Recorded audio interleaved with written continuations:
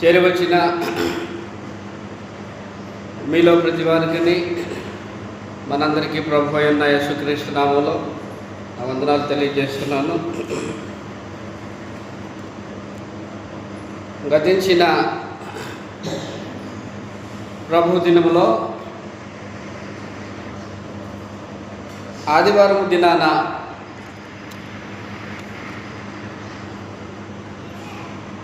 పరలోకమందున్న దేవుడు భూమి మీద తాను ఏర్పాటు చేసినటువంటి క్రీస్తు ప్రభు శరీరమైన సంఘములో విశ్వాసులైనటువంటి వారు అవిశ్వాసులతో జోడుగా ఉండకూడదని, దుర్నీతితో సాంగత్యము చేయకూడదు అనేటువంటి కొన్ని సంగతులను దేవుని గ్రంథం తెలిపిన మేరకు తెలుసుకున్నాం. వాస్తవానికి సమస్త మానవాళి పాప విమోచనము కొరకై పరలోకమందున దేవుడు వధింపబడిన గొర్రెపిల్లగా ప్రభు అయిన యేసుక్రీస్తు వారిని ఏర్పాటు చేసి ఉంచాడు. కాబట్టి కేవలం అది వధింపబడిన గొర్రెపిల్ల మాత్రమేనా కాదు, ఆ గొర్రెపిల్ల బలము కలిగినది, శక్తి కలిగినది, మహిమ కలిగినది, ఐశ్వర్యం కలిగినది ఆ గొర్రెపిల్ల. అయితే పరలోకమందున దేవుడు నీతికి దుర్నీతికి పోరాటం పెట్టిన వాడై ఉన్నాడు. మనం చూసినట్లుగా ఆదికాండము 3వ అధ్యాయము 15వ వచనములో, మరియు నీకును స్త్రీకిని నీ సంతానమునకును ఆమె సంతానమునకును వైరము కలుగజేసేదను, అది నిన్ను తల మీద కొట్టును, నీవు దానిని మడమ మీద కొట్టుదువని చెప్పాను అన్న. కాబట్టి నీతికి దుర్నీతికి పోరాటం పెట్టినవాడు దేవుడే. ఎందుకంటే నీతి దుర్నీతి ఒకదానితో ఒకటి పొసగవు. నీతి దుర్నీతి ఒకదానితో ఒకటి కలిసి నడవలేవు, సమాధానంగా కూడా ఉండలేవు. కాబట్టి ఒకదానితో ఒకటి పొసగని సాంగత్యము లేనటువంటి పరిస్థితులు ఉంటాయి. కనుక ఆది నుంచి కూడా ఈ పోరాటం అనేది జరుగుతూనే వచ్చింది, తరతరాలుగా జరిగించుకుంటూ వచ్చింది. కాబట్టి నేడు క్రీస్తు ప్రభు శరీరమైన సంఘములో అవిశ్వాసులు, దుర్నీతితో సాంగత్యం చేసేటువంటి వారు, చీకటి సంబంధులు, ఈ రూపంగా ఉండేటువంటి మనుషులతో కూడింది క్రీస్తు ప్రభు సంఘమై ఉందో. ఒకవేళ ఇలాంటి వారు ఉన్నారనుకో, అవిశ్వాసులు, దుర్నీతి పరులు, చీకటితో పొత్తు పెట్టుకునేటువంటి మనుషులుంటే సంఘములో ప్రజల మధ్య సమస్యలు ఉంటాయి, ప్రజల మధ్య పోరాటం ఉంటుంది, ప్రజల మధ్య భేదాభిప్రాయాలు ఉంటాయి, ప్రజల మధ్య కక్షలు ఉంటాయి. కాబట్టి అవిశ్వాసుల వలన, దుర్నీతిని జరిగించే మనుషుల వలన, కక్షలు కలిగినటువంటి మనుషుల వలన, పాపం చేసేటువంటి మనుషుల వలన సంఘము కలహములతో నింపబడి ఉంటుంది. కలహములతో నింపబడకుండా ఉండాల్సింది క్రీస్తు ప్రభు శరీరమైన సంఘం. కాబట్టి ఈ స్థలానికి నువ్వు ఎన్ని సంవత్సరాలుగా వస్తున్నావో నాకైతే తెలియదు. క్రీస్తు ప్రభు సంఘమని ఈ స్థలంలో ఎంతకాలంగా మీరు కూడుతున్నారో, కార్యక్రమాలు జరిగిస్తున్నారో నాకైతే తెలియదు. అయితే నిన్ను నువ్వు పరీక్షించుకో. విశ్వాసివా అవిశ్వాసివా? నీవు నీతి పక్షమా దుర్నీతి పక్షమా? నీ పొత్తు ఎవరితో? చీకటితో పొత్తుందా, వెలుగుతో పొత్తుందా అనేది ప్రాముఖ్యంగా ఎవరికి వారుగా తమ తమ అంతరంగపు పరిస్థితిని తడివి చూసుకోవలసినటువంటి సమయం ఇది. ఎవరికి వారుగా పరీక్షించుకోవలసినటువంటి సమయం ఇది. కక్షలు లేనిది, దుర్నీతి పరులతో కూడనిది, అవిశ్వాసులతో జోడుగా ఉండనిది క్రీస్తు ప్రభు శరీరమైన సంఘము అనేది మీరు మొదటగా గుర్తించారు. దేవుణ్ణి చులకనగా ఆలోచన చేయొద్దు. క్రీస్తు ప్రభువుని చులకనగా ఆలోచన చేయొద్దు. ఆయన శరీరమైన సంఘాన్ని కూడా చులకనగా ఆలోచన చేయొద్దు. నీకు ఇష్టం వచ్చిన వాతావరణము నీ ఇంటిలో ఉంటుంది. నీకు ఇష్టం వచ్చినటువంటి మనుషులు నీ ఇంటిలో ఉంటారు. కానీ క్రీస్తు ప్రభు శరీరమైన సంఘములో నీకు ఇష్టం వచ్చిన వాతావరణం ఉండదు. నీకు ఇష్టం వచ్చినట్టు నీకు అనుకూలంగా ఉండేటువంటి మనుషుల్లో క్రీస్తు ప్రభు శరీరమైన సంఘములో ఉండకూడదు కూడా. కాబట్టి నీ వ్యక్తిగతంగా నీ జీవన విధానము, నీ కుటుంబం యొక్క పరిస్థితి, నీ స్వభావము, కుటుంబంలో నీతో ఉండే మనుషుల యొక్క స్వభావము అది వేరు. కానీ క్రీస్తు ప్రభు శరీరమైన సంఘములోనికి ప్రవేశించిన తర్వాత నీవు విశ్వాసిగా పరిగణించబడుతుంటావు, దేవుని సంబంధిగా పరిగణించబడుతుంటావు. విశ్వాస సంబంధంగా సత్క్రియలను చేస్తూ దేవుణ్ణి సంతోషపెట్టేటువంటి కార్యక్రమం చేస్తుంటావు. ఇది ప్రతి వ్యక్తిలో కూడినటువంటి పరిస్థితి ఉంటుంది. అలా కాకపోతే విశ్వాసులు అవిశ్వాసులు, నీతిమంతులు దుర్నీతిపరులు, వెలుగులో నడిచేవారు, వెలుగులో ఉన్నామని చీకటిలో నడిచేటువంటి వారితో క్రీస్తు ప్రభు సంఘము మిళితమై ఉంటుంది. ఇప్పుడు అలాంటి మనుషులతో ఎన్ని కార్యక్రమాలు చేసినా ఎలా ఉంటుంది? కాబట్టి మనం అవిశ్వాసులమా, దుర్నీతితో సాంగత్యం చేస్తున్నామా, వెలుగులోనే నడుచుకుంటున్నామా అనేది వ్యక్తిగతంగా పరిశీలించుకొని దిద్దుబాటు చేసుకునే కార్యక్రమం జరగాలి. కాబట్టి మనం గత ఆదివారం దినములో చూసినట్లుగా ఒక గర్భం నుంచి వచ్చినటువంటి అన్నదమ్ములే, ఒక తండ్రికి పుట్టినటువంటి వారే రక్త సంబంధికులు. ఒకడు విశ్వాసి, మరొకడు అవిశ్వాసి. ఒకడు నీతిక్రియలు చేసిన వాడు, మరొకడు దుష్టక్రియలు చేసినటువంటి వాడు. ఒకడు నీతిపక్షంగా నిలిచాడు, మరొకడు దుర్నీతి పక్షంగా నిలిచాడు. కాబట్టి నీతికి దుర్నీతికి ఒకదానితో ఒకటి పొసగవు. అన్నదమ్ములైనా, స్నేహితులైనా, భార్యభర్తలైనా, రక్త సంబంధికులైనా ఈ రెండింటి మధ్య పొసగే కార్యక్రమం ఉండదు.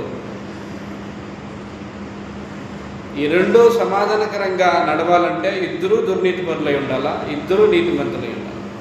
అప్పుడు సమాధానం పొసగే పరిస్థితి ఉంటుంది. ఎందుకంటే విశ్వాసి దేవుని సంబంధిగా బ్రతకాలనే తృష్ణ కలిగి ఉంటాడు. విశ్వాసి సత్క్రియలు చేసేటువంటి లక్షణాలు కలిగి ఉంటాడు. విశ్వాసి దేవుని చేత లక్ష్య పెట్టబడే రూపంగా జీవన విధానాన్ని కొనసాగిస్తుంటాడు. అవిశ్వాసికి సత్క్రియలు చేసే స్వభావం ఉండదు. అవిశ్వాసికి దేవుణ్ణి సంతోషపెట్టే స్వభావం ఉండదు. కానీ ఇద్దరూ దేవునికి అర్పణ తీసుకొచ్చారు. అర్పణ తీసుకొస్తే దేవుడు ఒకరిని లక్ష్య పెట్టాడు, అతని అర్పణను లక్ష్య పెట్టాడు. మరొక అతనిని లక్ష్య పెట్టలా, మరొక అతని అర్పణను లక్ష్య పెట్టలా. కాబట్టి ఇక్కడ వ్యత్యాసం ఏంటంటే ఒకడు తమ్ముడు విశ్వాసాన్ని బట్టి కార్యాలు చేస్తే, అన్న ఏదో మత సంబంధంగా కార్యక్రమాలు చేసేసాడు. కాబట్టి దేవుడు ఒకరిని అంగీకరించాడు, మరొకరిని త్రోసివేశాడు. కాబట్టి దుర్నీతికి నీతికి అన్నదమ్ములనే భావన కలగదు. ఒక తండ్రి పిల్లలము అనే భావన కలగదు. కాబట్టి దుర్నీతి బాధిస్తుంటుంది, నీతి బాధింపబడుతుంటుంది. దుర్నీతి శ్రమ పెడుతుంటుంది, నీతి సహించుతుంటుంది. అయితే నువ్వు ఎవరి పక్షం? నీతి పక్షమా, దుర్నీతి పక్షమా అనేది వ్యక్తిగతంగా పరిశీలన చేసుకోవాల్సినటువంటి పరిస్థితి ఉంటుంది. కాబట్టి ప్రాముఖ్యం కొరింథీయులకు రాసిన 2వ పత్రిక 6వ అధ్యాయము 14వ వచనములో బైబిల్ చూడండి. ఆ ముఖంలో ఏమీ లేదు. రెఫరెన్స్ చెప్పినప్పుడు బైబిల్ తీసి చూడాలా.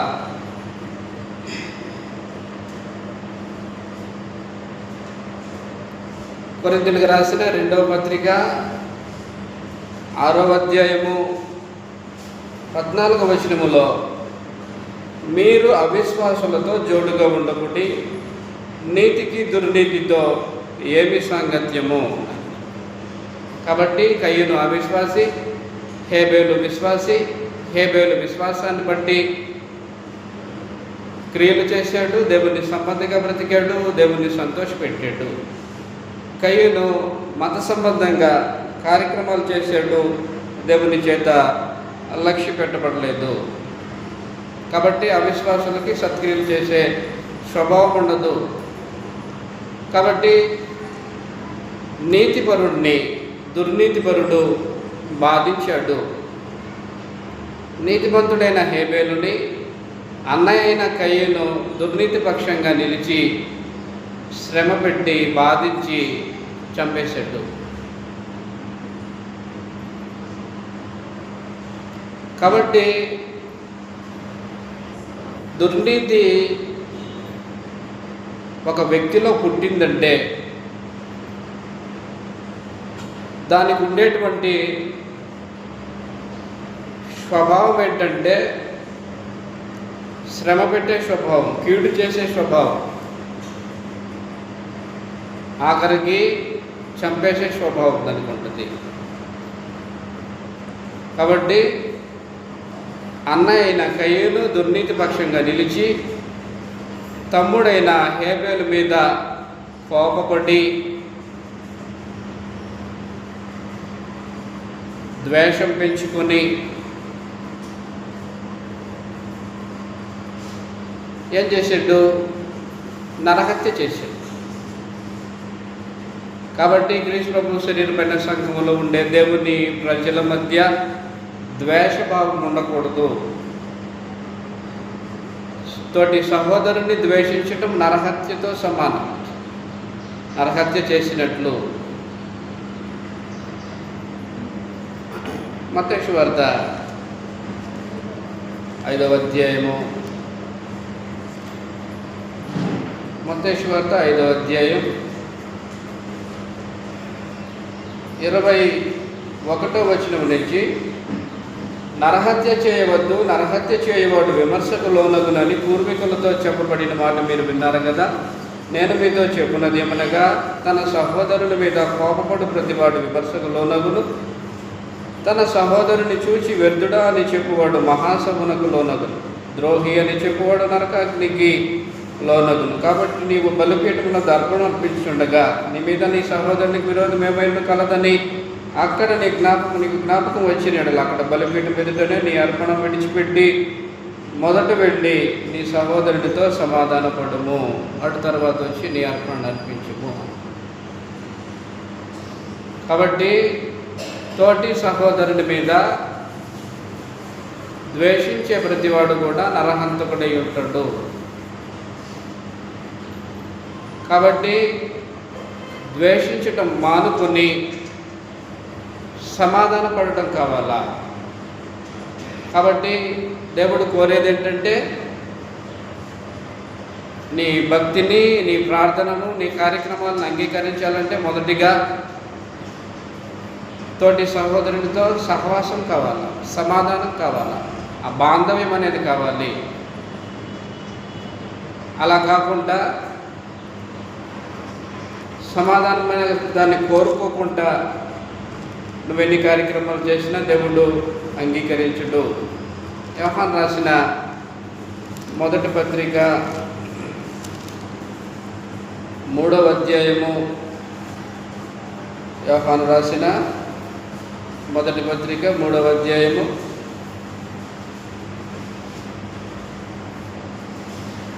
15వ వచనములో, తన సహోదరుని ద్వేషించేవాడు నరహంతకుడు, ఏ నరహంతకుని యందును నిత్య జీవం ఉండదని మీరు ఎరుగుదురు.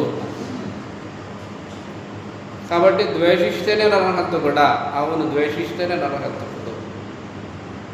కాబట్టి ద్వేషించే స్వభావం కలిగిన మనుషులతో క్రీస్తు ప్రభు శరీరమైన సంఘము కూడింది కాదు.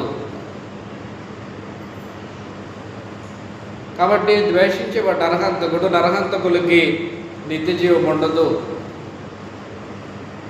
కాబట్టి అన్నయ్య అయిన కయ్యను తన తమ్ముని మీద కోపపడి హృదయంలో ద్వేషం పెంచుకొని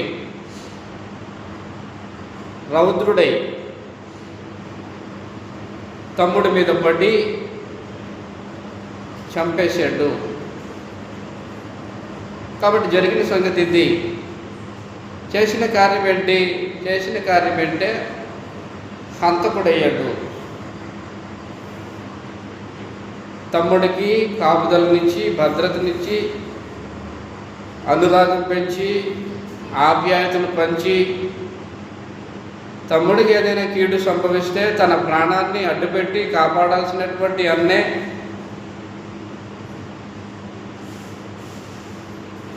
తమ్ముడి మీద పడి చంపేశాడు. కాబట్టి నీతి దుర్నీతి ఒకదానితో ఒకటి పొసగవు. పొసగని కారణాన అక్కడ మేలు జరగదు. నీతిమంతుడు బాధింపబడుతుంటాడు, శ్రమ పడుతుంటాడు, సహిస్తుంటాడు, అవసరమైతే చనిపోతాడు. నీతిమంతునికి నీతి క్రియలు చేసే స్వభావం ఉంటుంది, తిరుగుబాటు చేసే స్వభావం ఉండదు, ఎదురు నిలిచే స్వభావం ఉండదు. కానీ దుర్నీతిపరునికి దుష్క్రియలు చేసే స్వభావం ఉంటుంది, కీడు చేసే స్వభావం ఉంటుంది, చంపేసే స్వభావము దుర్నీతిపరుడికి ఉంటుంది.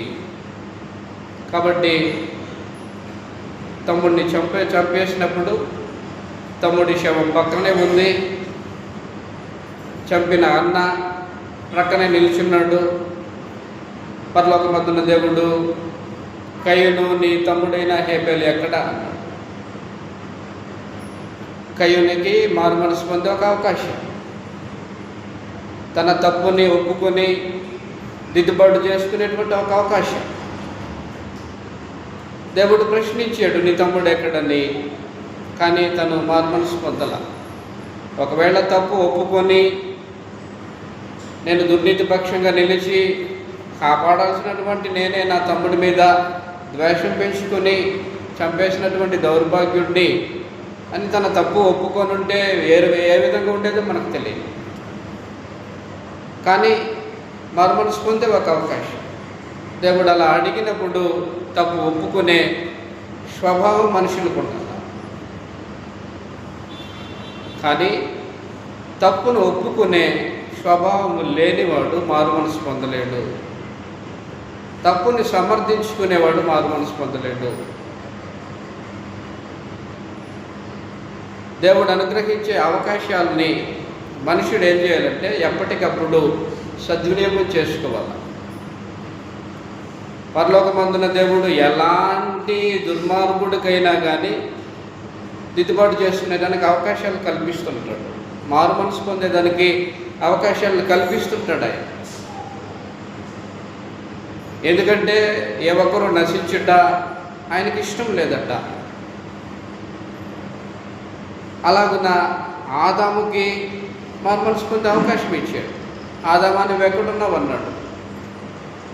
ఆదాము నేను అవిధేయుడినై నీ మాట కంటే నా భార్య మాట విని నీకు విరోధంగా పాపం చేసినటువంటి వాడును అని తన తప్పు ఒప్పుకుంటుంటే పరిస్థితి వేరేలా ఉంది. ఒప్పుకోలా, సమర్థించుకున్నాడు, తన పాపాన్ని కప్పుకున్నాడు. కాబట్టి కొందరికి ఒప్పుకునే స్వభావం కంటే సమర్థించుకునే స్వభావం ఎక్కువ ఉంటుంది. కాబట్టి తమని తాము సమర్థించుకునే ప్రతి మనుషుడు కూడా, తప్పు ఒప్పుకునే స్వభావం లేని ప్రతివాడు కూడా ఎప్పటికీ మారు మనసు పొందలేడు.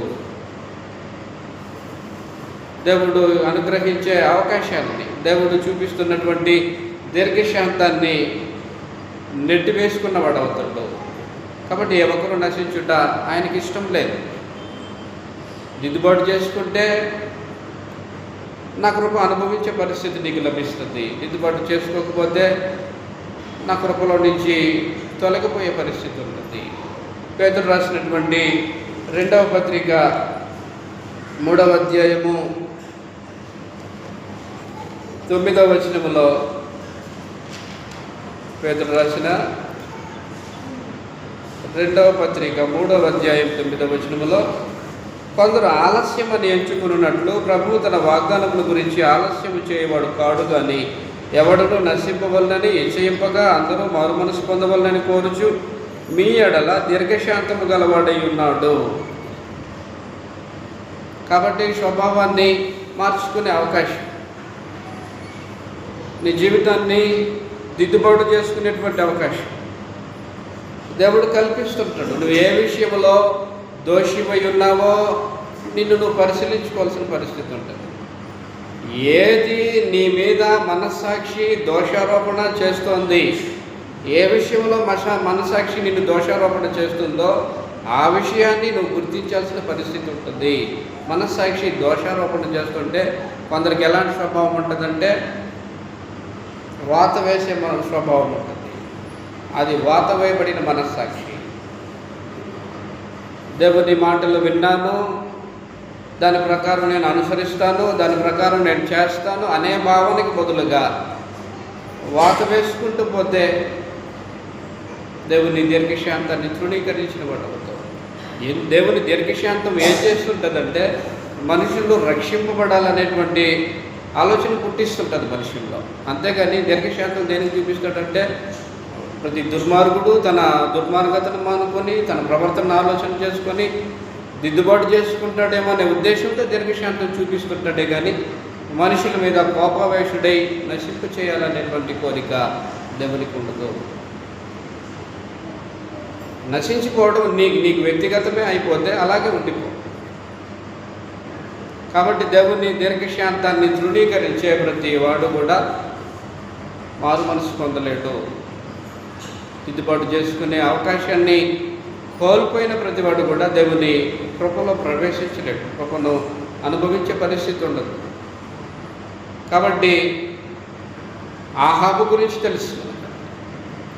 ఆహాబుకి ఒక అవకాశం. ఆహాబు ఏం చేశాడు?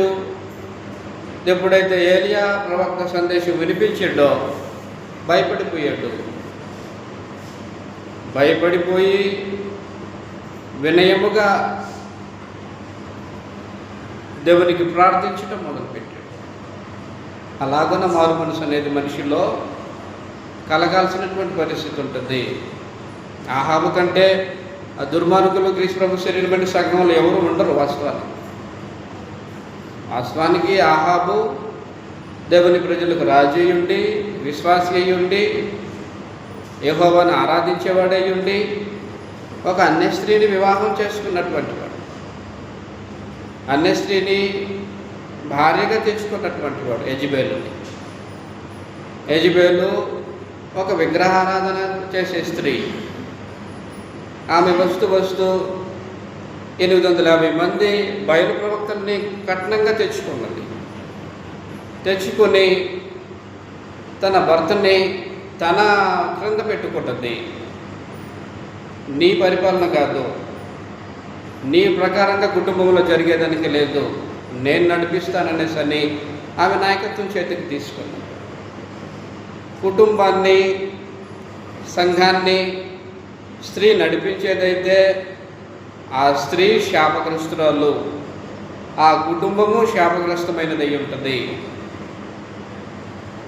కాబట్టి భార్య మాట విని తన్ను తాను అమ్ము వేసుకునేటువంటి వాడంట ఆహాబు. మొదటి రాజుల గ్రంథము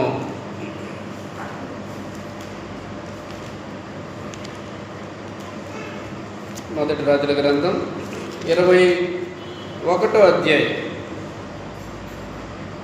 మొదటి రాజుల గ్రంథం 21వ అధ్యాయము 25వ వచనం.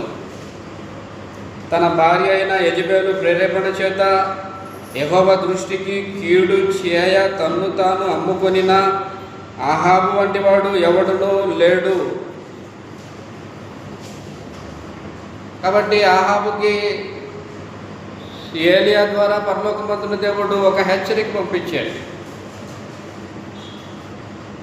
ఆ హెచ్చరిక సందేశం వచ్చినప్పుడు ఆహాబు భయపడిపోయాడు. అంటే జరిగిన సంగతి ఏంటంటే ఆహాబు రాజనగరాన్ని ఆనుకొని నాబోతు అనే ఒక విశ్వాసికి, యెహోవాని ఆరాధించేటువంటి నీతిమంతుడికి ద్రాక్ష తోట ఉంది. ఆహాబు దాన్ని ఆశించి ఈ నాబోతుని పిలిపించి, నీ ద్రాక్ష తోట నాకు ఇవ్వు అని అడిగేశాడు. కానీ ధర్మశాస్త్రంలో పిత్రార్జితము అది ఎవరు అమ్మకూడదు. ఆ మాటకి కట్టుబడి జీవించేటువంటి నాబోతు అది నా పిత్రార్జితం కాబట్టి నేను దాన్ని అమ్మను అన్నాడు. అమ్మనన్నప్పుడు ఆహాబు ఇంటికి వెళ్ళి మూతి ముడుచుకొని పరుండిపోయాడు. భార్య యెజబేలు వచ్చింది, ఏవయ్యా మూతి ముడుచుకొని పడుకోవటం అంటే, నాబోతు ద్రాక్ష తోటను అడిగాను, నాకు ఇవ్వలేదని. పరాయివాడి సొత్తు మీద నీకెందుకు ఆశ? నీకు నాబోతు ద్రాక్ష తోట నీకు కావాలంతే కదా, నువ్వు లేచి భోజనం చేయి, నేను చేయాల్సింది చేస్తానని అప్పుడు ప్లాన్ చేసి అబద్ధ సాక్షులను ఏర్పాటు చేసి రాజు పేరిట ఒక తాకీదు రాసి, ఈ నాబోతు అనేటువంటి వ్యక్తి దేవుణ్ణి దూషించాడు, అలాగే రాజును కూడా దూషించాడని ఒక తాకీదు రాసి పట్టణపు పెద్దల దగ్గరికి పంపించి అబద్ధ సాక్షులను ఏర్పాటు చేసి రాళ్లతో కొట్టి చంపించే కార్యక్రమం చేసేసి చచ్చిపోయాడు నాబోతు. చనిపోతే కుక్కలు వచ్చి ఆయన రక్తాన్ని నాకే. ఇప్పుడు పరలోకమందున దేవుడు తన ప్రవక్త అయిన ఏలియాను పంపించి నాబోతు ద్రాక్ష తోటలో ఆహాబును వెళ్ళి కలుసుకున్నప్పుడు అతనితో మాట్లాడిన సంగతులు మనం చూద్దాం. మొదటి రాజుల గ్రంథము 21వ అధ్యాయము 17వ వచనం నుంచి. అప్పుడు యెహోవాకు తిష్బీయుడైన ఏలియాకు ప్రత్యక్షమై ఇలాగ సెలవిచ్చాను, నీవు లేచి షోమ్రోనులో ఉన్న ఇశ్రాయేలు రాజైన ఆహాబును ఎదుర్కొనుటకు బయలుదేరుము. అతడు నాబోతు యొక్క ద్రాక్ష తోటలో ఉన్నాడు, అతడు దానిని స్వాధీనపరుచుకొని పోయెను. నీవు అతను చూచి ఇలాగ ప్రకటించుము, యెహోవా సెలవిచ్చినదేమనగా, దీన్ని స్వాధీనపరుచుకొనవలనని నీవు నాబోతును చంపితివి కదా. యెహోవా సెలవిచ్చినదేమనగా, ఏ స్థలమందు కుక్కలు నాబోతు రక్తమును నాకినో ఆ స్థలమందే కుక్కలు నీ రక్తమును నిజముగా నాకునని అతనితో చెప్పాను. అంతటా ఆహాబు ఏలియాను చూచి, నా పగవాడా, నీ చేతిలో నేను చిక్కుపడితినా అని పలుకగా, ఏలియా ఇట్లైనను, యెహోవా దృష్టికి కీడు చేయుటకు నిన్ను నీవే అమ్ముకొని ఉన్నావు గనుక నా చేతిలో నీవు చిక్కితివి. అందుకు యెహోవా ఇలాగ సెలవిచ్చెను, నేను నీ మీదికి అపాయం రప్పించేదును, నీ సంతతి వారిని నాశనం చేతును. అల్పులేమి గనులేమి ఇశ్రాయేలు వారిలో ఆహాబు పక్షమున ఎవరినూ లేకుండా పురుషులందరినీ నిర్మూలము చేతును. ఇశ్రాయేలు వారు పాపము చేయుటకు నీవు కారకుడవై ఉండి నాకు కోపం పుట్టించితివి గనుక నెబాతు కుమారుడైన యెరోబాము కుటుంబమునకు అహియా కుమారుడైన బయెష కుటుంబమునకు నేను చేసినట్లు నీ కుటుంబమునకు చేయుదని యెహోవా సెలవిచ్చుచున్నాడు. మరియు యెజెబెలును గురించి యెహోవా సెలవిచ్చినదేమనగా, యెజ్రెయేలు ప్రాకారమునద్ద కుక్కలు యెజెబెలును తినివేయును, పట్టణమందు చచ్చు ఆహాబు సంబంధికులను కుక్కలు తినివేయును, బయట భూముల్లో చచ్చు వారిని ఆకాశ పక్షులు తినివేయును అని చెప్పాను. తన భార్య అయిన యెజెబెలు ప్రేరేపణ చేత యెహోవా దృష్టికి కీడు చేయ తను తాను అమ్ముకొనిన ఆహాబు వంటి వాడు ఎవడునూ లేడు.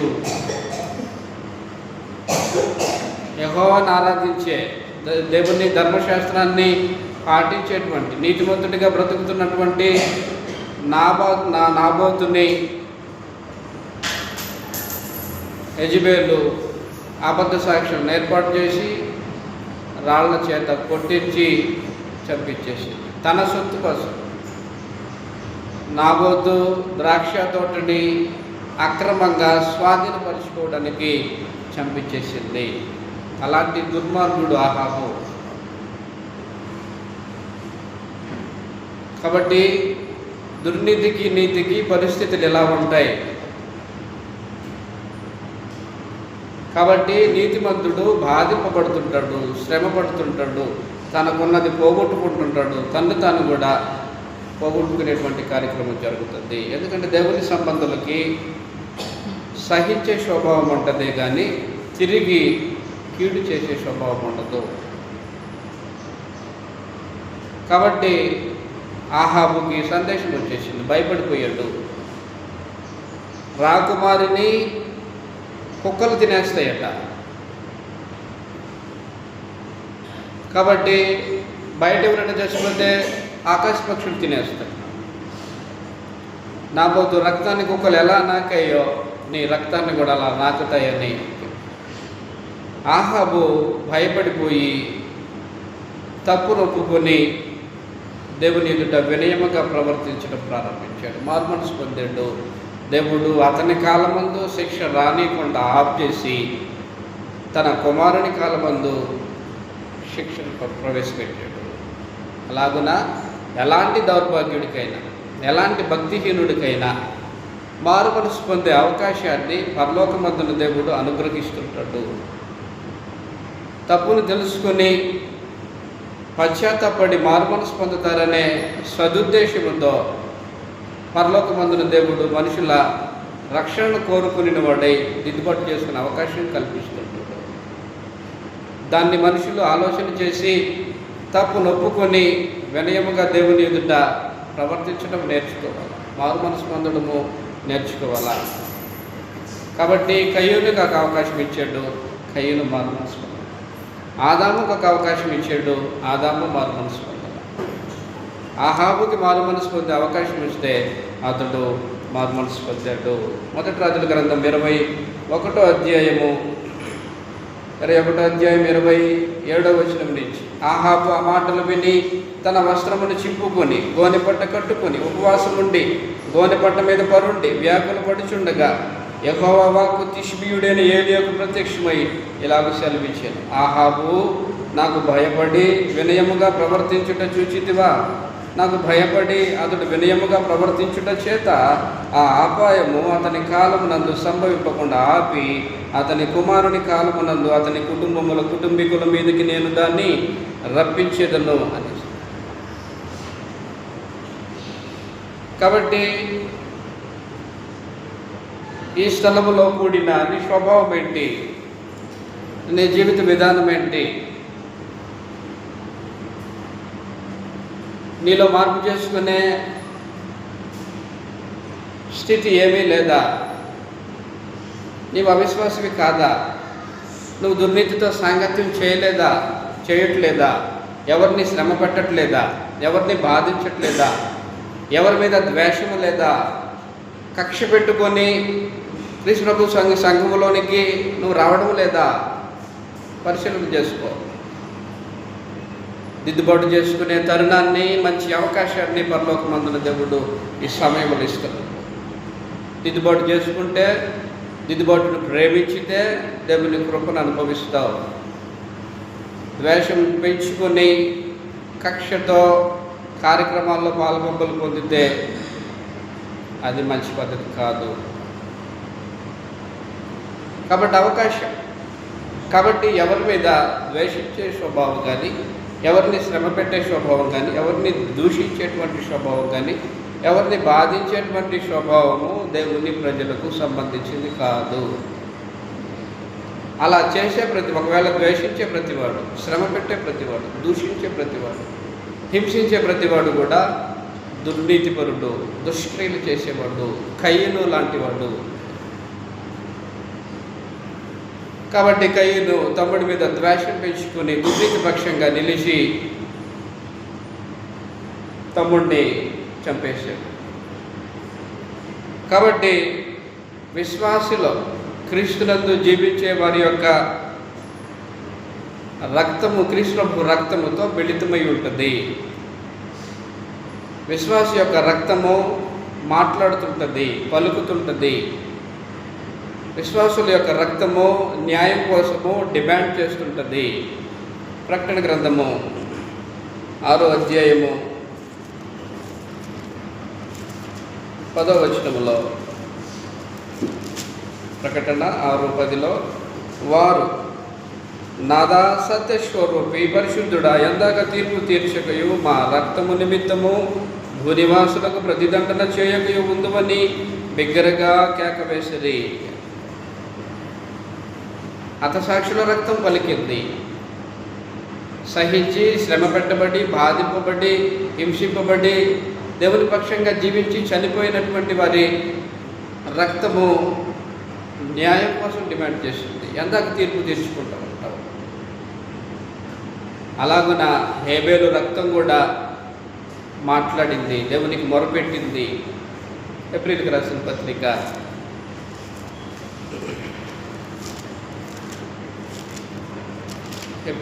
పత్రిక 11వ అధ్యాయము 4వ వచనం నుంచి, విశ్వాసమును బట్టి హేబేలు కయ్యను కంటే శ్రేష్టమైన బలి దేవుడికి అర్పించెను. దేవుడు అతని అర్పణను గురించి సాక్ష్యం ఇచ్చినప్పుడు అతడు ఆ విశ్వాసమును బట్టి నీతిమంతుడని సాక్ష్యం పొందెను. అతడు మృతి నొంది ఆ విశ్వాసము ద్వారా మాట్లాడుచున్నాడు. కాబట్టి హేబేలు రక్తము మాట్లాడుతోంది, హతసాక్షుల రక్తము మాట్లాడుతోంది. అలాగే క్రీస్తు రక్తం కూడా పలుకుతూనే ఉంది. ఏప్రిల్కు రాసిన పత్రిక 12వ అధ్యాయము 22వ వచనం నుంచి, ఏప్రిల్ 12:22 నుంచి, ఇప్పుడైతే సియోను కొండకును జీవము గల దేవుని పట్టణమునకును, అంటే క్రీస్తు సంఘమునకును, అనగా పరలోక యెరూషలేమునకును, వేవేల కొలది దేవదూతల యొద్దకును, పరలోకమందు వ్రాయబడిన జ్యేష్ఠుల సంఘమునకును, వారి మహోత్సవమునకును, అందరి న్యాయాధిపతి అయిన దేవుని యొద్దకును, సంపూర్ణ సిద్ధి పొందిన నీతిమంతుల ఆత్మల యొద్దకును, క్రొత్త నిబంధనకు మధ్యవర్తి అయిన యేసునొద్దకును, హేబేలు కంటే మరి శ్రేష్టముగా పలుకు ప్రోక్షణ రక్తమునకును మీరు వచ్చి ఉన్నారు. హేబేలు కంటే మరి శ్రేష్టమైన రక్త ప్రోక్షణ ప్రభు అయిన యేసు క్రీస్తు యొక్క రక్తం. క్రీస్తు ప్రభు రక్తము మాట్లాడుతూనే ఉంది. క్రీస్తు ప్రభు రక్త ప్రోక్షణ వలన నిలబడే వారికి నిరీక్షణ ఉంది. కాబట్టి అందువలన నీతికి దుర్నీతికి మధ్య జరిగిన పోరాటంలో, సంఘర్షణలో నీతిమంతుడు బాధింపబడ్డాడు, దుర్నీతిపరుడు బాధించాడు. నీతిపరుడు హింసింపబడ్డాడు, దుర్నీతిపరుడు హింసించాడు. నీతిపరుడు హేబేలు బ్రతికితే విశ్వాసిగా బ్రతకాలి, విశ్వాస సంబంధమైన క్రియలు చేయాలి, దేవుని సంబంధిగా బ్రతకాలి, దేవుని కొరకే చనిపోవాలి అనే దానిని మొదటి హతసాక్షిగా స్థాపించినటువంటి వాడు హేబేలు. అలా జీవించే జీవన శైలి నీకుందా? ఉంటే సత్క్రియలు చేస్తుంటావు, ఉంటే విశ్వాసిగా బ్రతుకుతుంటావు, దేవుడు అంగీకరించే విశ్వాసాన్ని జీవిస్తుంటావు. ఉంటే హేబేలు వలె చనిపోయే పరిస్థితులు కలిగి ఉంటావు. అది లేకపోతే దానికి భిన్నంగా కయ్యను లాంటి వారిపై ఉంటాము. నేడు క్రీస్తు సంఘాల్లో ఎంతమంది కయ్యనీయులు ఉన్నారో లెక్క చేస్తే ఒక 99% వస్తారు. కాబట్టి క్రీస్తు సంఘం నీతిమంతులతో కూడింది. క్రీస్తు రక్తము చేత శుద్ధీకరించబడిన ప్రజలతో కూడింది. క్రీస్తు సంఘము దేవునితో సమాధాన స్థితి కలిగి అందరితో సమాధానమును పరిశుద్ధతయు కలిగింది. క్రీస్తు సంఘం. క్రీస్తు సంఘము దేవుడికి అంగీకారమైన విశ్వాసముతో జీవించుతూ సత్క్రియలను శ్రద్ధగా చేసేటువంటి మనసు కలిగింది క్రీస్తు సంఘం. దుర్నీతితో సాంగత్యం చేసేది కాదు క్రీస్తు సంఘం. దుర్నీతి పరుల్ని, అవిశ్వాసుల్ని, స్వార్థికులకి కీడు చేసేవారిని సంఘాల్లో పెట్టుకొని నడిపించేది క్రీస్తు సంఘం కాదు. మనలో ఎవరికైనా హాని చేస్తే బయటవాడు హాని చేయాలి. ఒక కుటుంబంలో ఉన్న మనకు మనమే కీడు చేసుకుంటే అది ఎట్లా క్రీస్తు సంఘం అవుతుంది? ఒక తండ్రి పిల్లలే ఒకరినొకరు బాధించుకోవచ్చా? కయ్యను హేబేలు పరిస్థితి తెలిసిన తర్వాత కూడా ఆరోపణలు ఉండొచ్చా? కాబట్టి మనము కయ్యను వంటి వారిపై ఉండకూడదు అని యోహాను రాసిన మొదటి పత్రిక 3వ అధ్యాయము యోహాను రాసిన మొదటి పత్రిక 3వ అధ్యాయంలో మనము కయ్యను వంటి వారిపై ఉండరాదనే సంగతిని మాట్లాడేశాడు.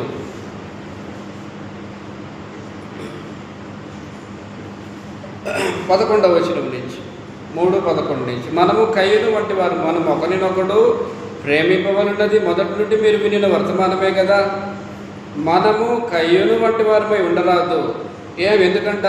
ఎందుకంటే వాడు దుష్టుని సంబంధి అయి తన సహోదరుని చంపెను. వాడు అతనిని ఎందుకు చంపెను? కాబట్టి తన క్రియలు చెడ్డవియు తన సహోదరుని క్రియలు నీతి గలవియునై ఉండిన కనుకనే కదా. కాబట్టి తన క్రియలు దుష్క్రియలు. కయ్యను అపవాది సంబంధి, హేబేలు దేవుని సంబంధి. హేబేలు నీతి క్రియలు చేసేవాడు, కయ్యను దుష్క్రియలు చేసేవాడు. కాబట్టి కయ్యను క్రియలు చెడ్డవి కాబట్టే, తన తమ్ముని క్రియలు నీతి గలవి కాబట్టే తప్పేశాడు. అంటే మంచి చేస్తేనే చంపేయాలనా? దుర్నీతి పక్షంగా నిలిచే వ్యక్తి యొక్క స్వభావం అలా ఉంటుంది. నీతి క్రియలు చేస్తే దుర్నీతి సహించలేదు, ఓర్చుకోలేదు కాబట్టే సాతాను సంబంధి అయి అపవాది పక్షంగా నిలిచిన వాడై తన క్రియలు దుష్క్రియలు కాబట్టి నీతి క్రియలు చేసిన తమ్ముడే అన్నదమ్ములనే భావన లేకుండా, రక్త సంబంధం అనే భావన లేకుండా దుష్క్రియకు కయ్యను ఒడిగట్టాడు. కాబట్టి మనము కయ్యని వంటి వారమై ఉండరాదు అని గ్రంథం సెలవిచ్చింది. కాబట్టి ఆ రూపంగా కయ్యూనికి మారు మనసు పొందే అవకాశం ఇచ్చాడు. కానీ కయ్యూను మారు మనసు పొందలా. ఆదాముకి మారు మనసు పొందే అవకాశం ఇచ్చాడు, మారు మనసు పొందలా. కానీ ఆహాబు మారు మనసు పొందాడు. కాబట్టి తన కాలంలో దేవుడు శిక్షణ చేసి తన కుమారుని కాలంలో శిక్షణ పంపించాడు. అలాగున ఇస్కరియోతు యోధాకి కూడా ఒక అవకాశం,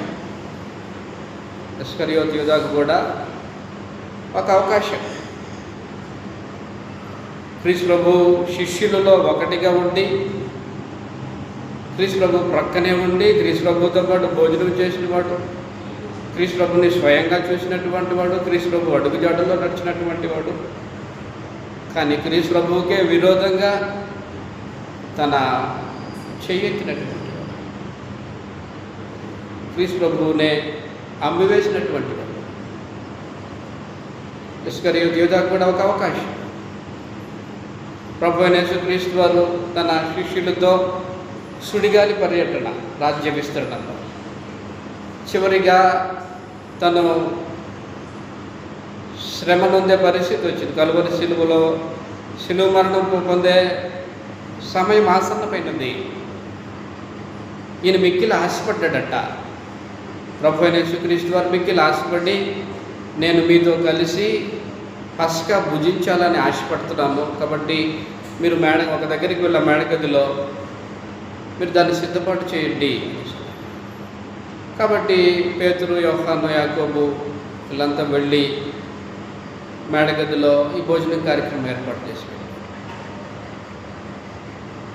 ప్రభు ప్రేమించేవాడు వారి పాదములన్నీ కూడా దుమ్ముతో నింపబడి ఉన్నాయి. పాత్రలో నీళ్లు తీసుకొని వారి కాళ్ళను శుభ్రం చేసి తువాలు తీసుకొని తుడిచి వారితో మాట్లాడేసి, మీలో ఒకడు నన్ను అప్పగించబోచున్నాడు అనేసి. అందరూ ప్రభువా నేనా అనేసి అని అడిగారు. ఏమీ ఎరగనట్టు, క్రీస్తు ప్రభువుకి ఏమీ తెలియదు అన్నట్టు ఈ ఇస్కరియోతు యూదా కూడా ప్రభువా నేనా? ఇలాంటి దౌర్భాగ్యం లేరా క్రీస్తు ప్రభు సంఘాల్లో? నీళ్లతో పాదములను కడిగేటప్పుడు నేను నిన్ను అమ్మడానికి పూనుకున్నాననే పశ్చాత్తాపం కలగలేదా? తువాలు తీసుకొని కాళ్ళను తుడిచేటప్పుడు ఆ భావన పుట్టలేదా? ప్రభువా నిన్ను అమ్మివేసేదానికి నేను బేరం మాట్లాడుకున్నాననే భావన పుట్టలేదా? పుట్టలా అతనికి. మరి ఏమీ ఎరిగినట్టు ప్రభువా నేనా అనేసాను. నీవన్నట్టే, నువ్వేం చేయాలనుకుంటున్నావో పోయి చేసి. లోకాసు వార్త 22వ అధ్యాయంలో అక్కడ జరిగిన సంఘటనలు మనం ఒకసారి చదువుకుందాం. లోకాసు వార్త 22వ అధ్యాయము 14-15 వచనాల్లో, ఆ గడియ వచ్చినప్పుడు ఆయనయు ఆయనతో కూడా అపోస్తలులను పంక్తిని కూర్చుండిరి. అప్పుడు ఆయన, నేను శ్రమపడక మునుపు మీతో కూడా ఈ పస్కాను భుజింపవలనని మిక్కిలి ఆశపడుతుని.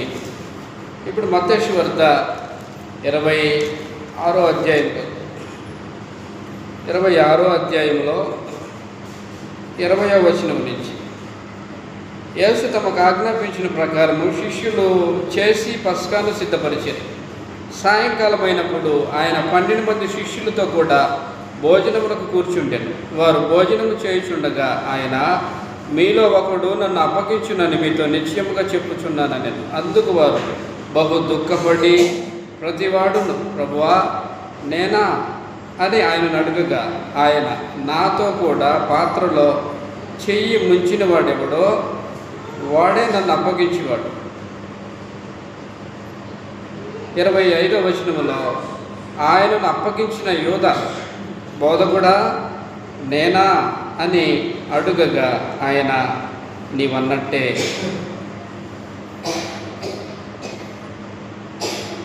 ప్రభా ఆ దుర్మార్గుడు నేనే, ఆ తప్పుడు నేనే, నిన్ను అమ్మవేయడానికి పూనుకున్న వ్యక్తి నేనే అని తన తప్పు ఒప్పుకున్నట్టే ఎలా ఉండేదో తెలియదు.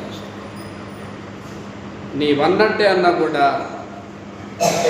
కాబట్టి ప్రతి వ్యక్తికి కూడా పరలోకమందున దేవుడు మారుమనసు పొందే అవకాశం ఇస్తుంటాడు. తప్పుని దిద్దుబాటు చేసుకునే తన ప్రభులో ప్రవేశించేటువంటి అవకాశాలను మెండుగా దేవుడు అనుగ్రహిస్తుంటాడు. కాబట్టి నీతికి దుర్నీతికి జరిగే పోరాటంలో రక్త సంబంధులమని అన్నదమ్ములమనే పరిస్థితి ఉండదు. పరిస్థితి ఉండకుండా కాపాడాల్సినటువంటి అన్నే నీతికి విరోధంగా దుర్నీతి పక్షంగా నిలిచి నీతి క్రియలు చేసినటువంటి సొంత తమ్ముడైన హేబేలుని చంపేశాడు.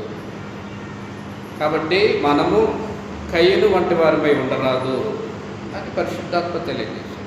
ఎందుకు ఉండరాదంటే వారి క్రియలు చెడ్డవి, వాడు తన తమ్ముడైన సొంత తమ్ముడినే చంపేశాడు ద్వేషం పెంచుకొని. మనము కైన వంటి వారమైతే మన తోటి సహోదరుల మీద ద్వేషం పెంచుకుంటాం, నరహంతకులుగా పరిగణించబడతాం. కాబట్టి మనం కైన వంటి వారమై ఉండరాదు అనేసి. కాబట్టి వాస్తవానికి పరలోకమందున దేవుడు ఆయన ఏర్పాటులో ప్రతి మనిషిని కూడా విశ్వాసిగా తీర్చిదిద్ది తన రాజ్యమునకు వారసులుగా ఏర్పరచుకోవాలనేది ఉద్దేశించాడు.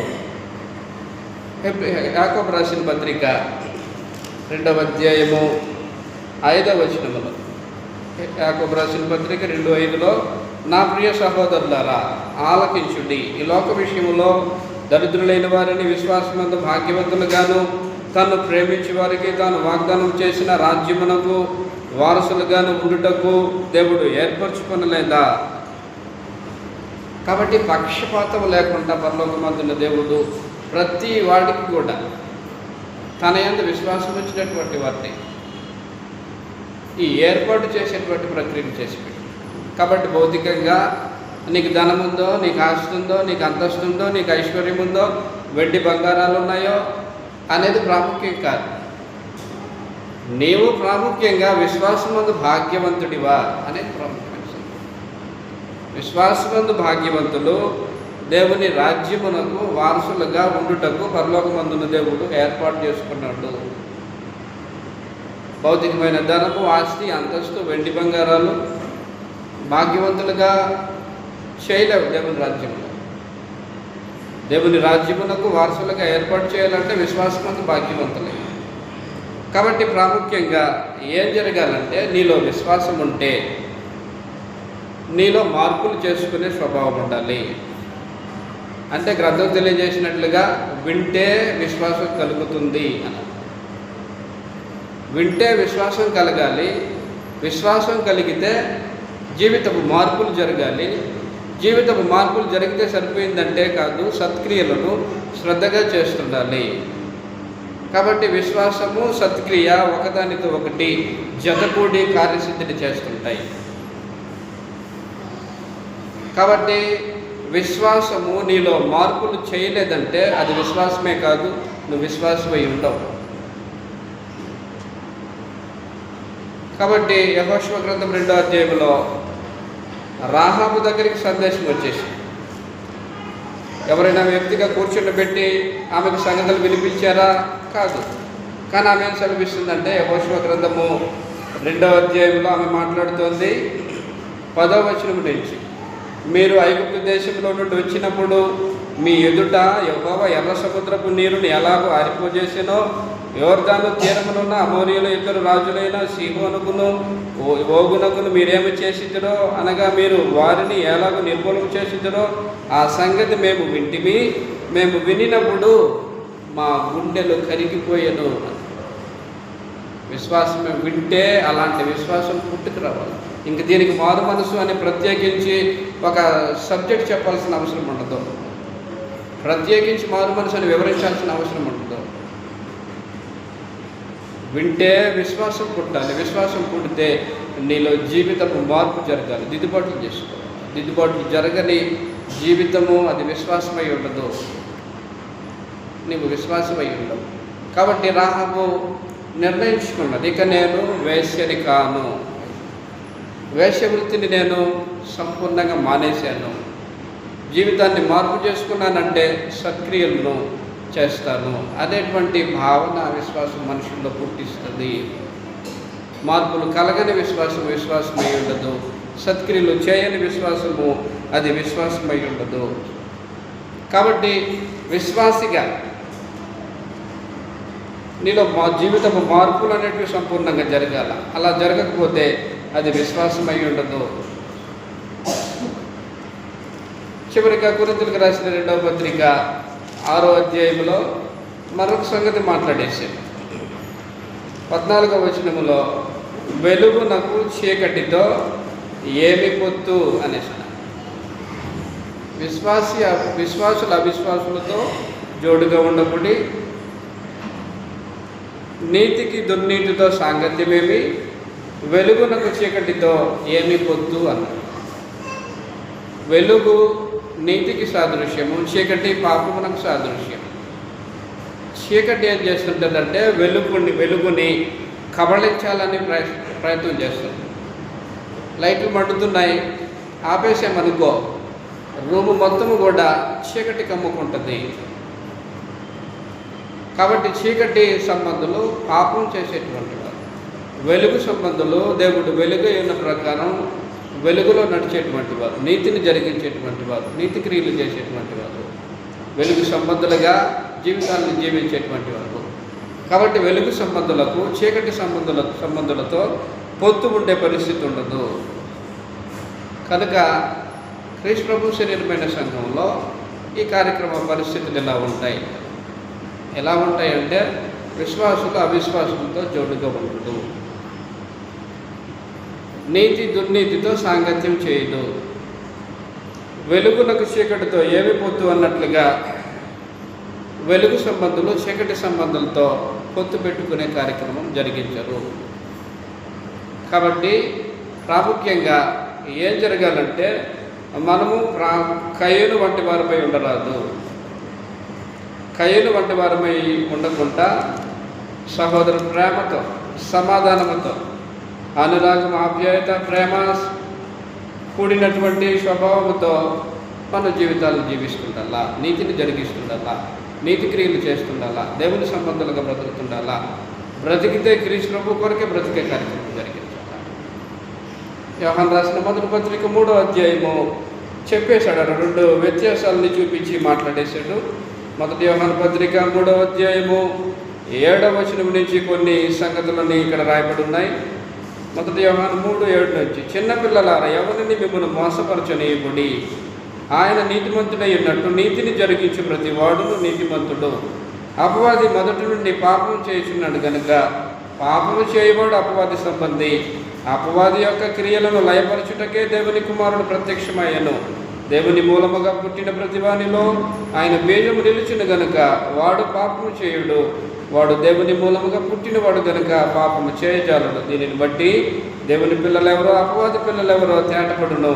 నీతిని జరిగించని ప్రతివాడును తన సహోదరుని ప్రేమింపని ప్రతివాడును దేవుని సంబంధులు కారు. మనం ఒకరినొకడు ప్రేమింపవలనది మొదటి నుండి మీరు వినిన వర్తమానమే కదా. మనము కయ్యను వంటి వారమై ఉండరాదు. వాడు దుష్టుని సంపత్తి అయి ఉండి తన సహోదరుని చంపెను.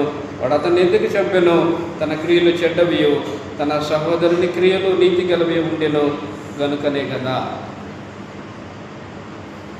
కాబట్టి దేవుని సంబంధిగా చనిపోయినటువంటి హేబేలు ఓడిపోయిన వాడు కాదు.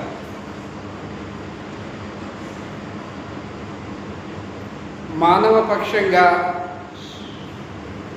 శిలువ మరణం పొంది చనిపోయిన క్రీస్తు ప్రభు ఓడిపోయినవాడు కాదు.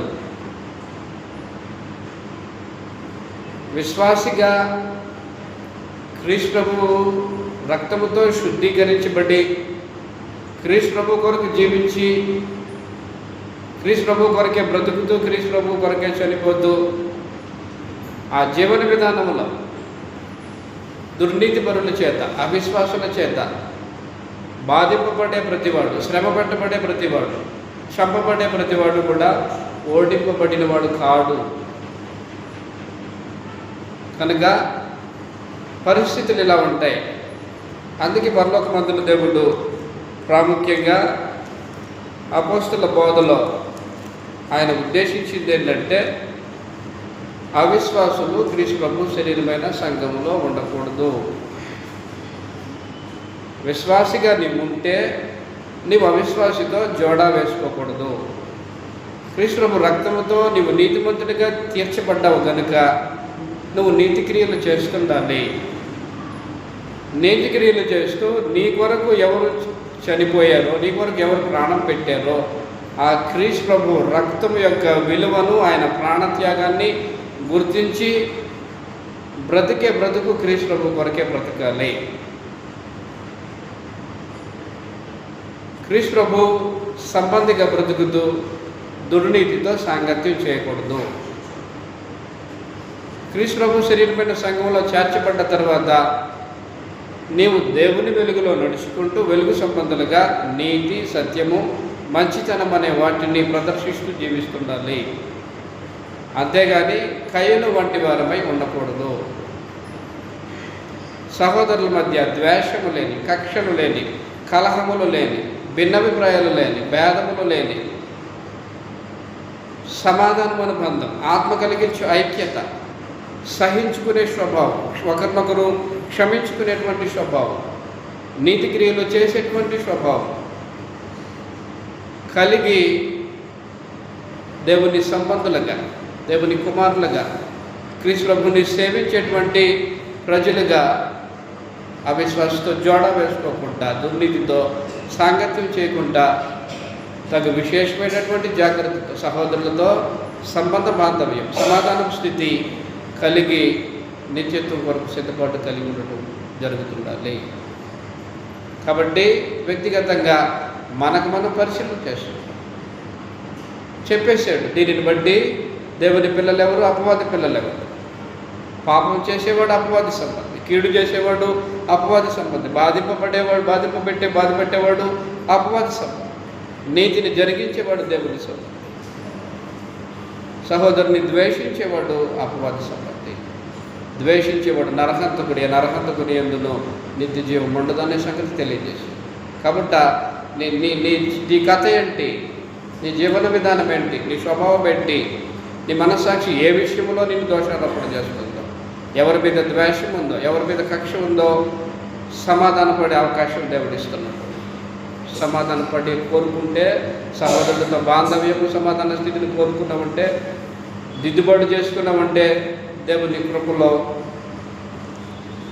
నడుచుకునేటువంటి పరిస్థితిని దేవుడు కల్పిస్తాడు. నువ్వు అలా జీవిస్తూ ఉంటే విశ్వాసవంత భాగ్యవంతుడిగా, దేవుని రాజ్యానికి వారసుడిగా జీవించేటువంటి పరిస్థితి ఉంటుంది.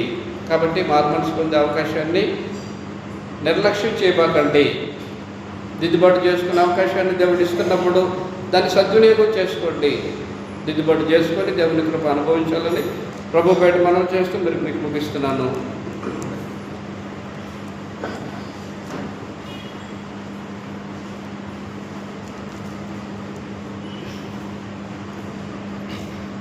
మరి ఇంతవరకు వాక్య సందేశాన్ని అందించినటువంటి స్వార్థుల